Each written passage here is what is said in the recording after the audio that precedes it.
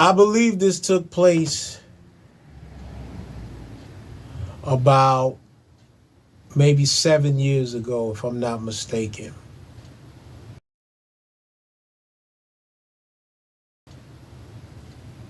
But I was in Kansas City and I was on my way back to Chicago. Shout out to my family of Mortal Souls out there. Hey, yo, all right? My friend Taboo, I hung out with her. That was my big sis out there. I would hang out with her or my biker bro Hero. And I was on my way home, so I get on a Greyhound. I had two gigantic tote boxes full of We Ride stuff and my computer bag and my duffel bag. I bring them inside of the Greyhound bus. I get everything tagged, ready to rock and roll. The bus leave at 10:20. I get some stuff. I sit down. I'm looking at the news, getting ready to make my way home. The people that was on the bus before us, they had to get off because they had a rest period to recharge the bus or whatever. There were two police officers that was there and a police truck that was next to the actual Greyhound bus. All of a sudden, the dog that was inside of the police car is going nuts. Rough, going nuts. I mean, nuts. So eventually, the cops go out there to see what's going on, right? Ain't nobody out there, but the dog is going nuts. They check the dog. The dog is smelling something. You already know what it is. And guess where he was smelling it at? The dog. So they check and see that there's something suspicious that smells like you know what on the bus that we all about to get on. So the cops come in. They tell the manager, Greyhound, they go outside, they open up the bottom of the bus. Dog is going nuts. Guess what they find? I'm not going to say what they found. What I will say is that the person that had the bag got apprehended. They handled business. But before anybody can get on that bus, everybody had to open up their boxes, to see what's in their boxes.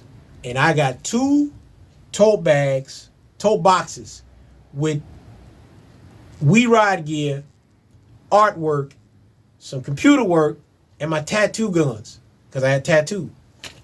I got to open up all this stuff. So they get to everybody and they come to me. You got anything you need to tell us? Look, I got my gear up in here, my clothing, my art, and my tattoo machine. I still had to open it up. Open up the back.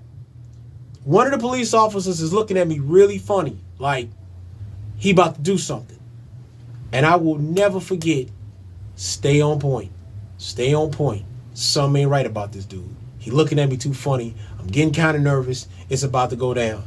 I open up the box. Thankfully, the box that I open, the first thing you see is some We Ride Biker for Life shirts, nicely folded and put in order.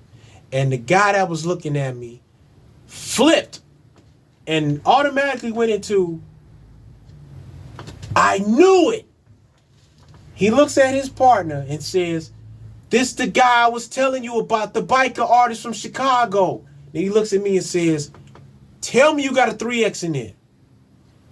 So now my heart is like, goes from boop, boop, boop, boop, to calm down, like, oh, he recognized my face from the show. Oh, okay. But everybody in the Greyhound looking at like, who the hell is this dude? And from that moment, though I couldn't take pictures of them holding the shirts because they was in uniform, I became a temporary celebrity at the Greyhound bus station in Kansas City, Missouri. And every time I used to come to Greyhound, whenever I came out there and I get picked up, the manager who was there that night that saw that will always mess with me. You got some more shirts? I need some We Ride stuff. You the guy on TV. So I'm like, yeah. So I became a celebrity. Kansas City has always showed me love. I love Kansas City. That's my second home. Kansas City is the first state, or should I say city, Missouri. Kansas City, Missouri. It's the first place that really gave birth to We Ride Biker for Life. Immortal Souls was the first club to really show love to We Ride Biker for Life. So I will always be grateful for Immortal Souls. And every time I go out to an event, if I see some of the family, you got some shirts? You got some shirts? Or Surf, I need a tattoo. Even some of the members that are no longer Immortal Souls, they still keep up with me. Surf, I need shirt. I need such. Man, holla at me, man. When I see you, I'm going to see you. So that's my story about We Ride Biker for Life and how it got popular at the Greyhound bus station in Kansas City, Missouri. I always want to tell that story. The cops watch We Ride Biker for Life. Shout out to the police officers in Kansas City, Missouri. That's my story. I'm sticking to it. We Ride Biker for Life approved. 11 years strong almost. Thank you for helping a brother make history. The first black biker artist, also known as the Black David Mann of the black biker industry and the biker community. I am the first biker artist, black biker artist. And that's my story. Shout out to Lady Bishop, who's in this picture, Smokey, and to some of the members of Naptown Riders. And these beautiful ladies right here, they were not a part of a club, but they actually posed for me to do this picture. And that's Lady Bishop. She was a part of my club, Immortal Souls, too. She also got some tattoos from me as well. Huge supporter of the brand. Love all y'all for supporting. Thank you. Until next time, We Ride Biker for Life approved. Don't bring your kids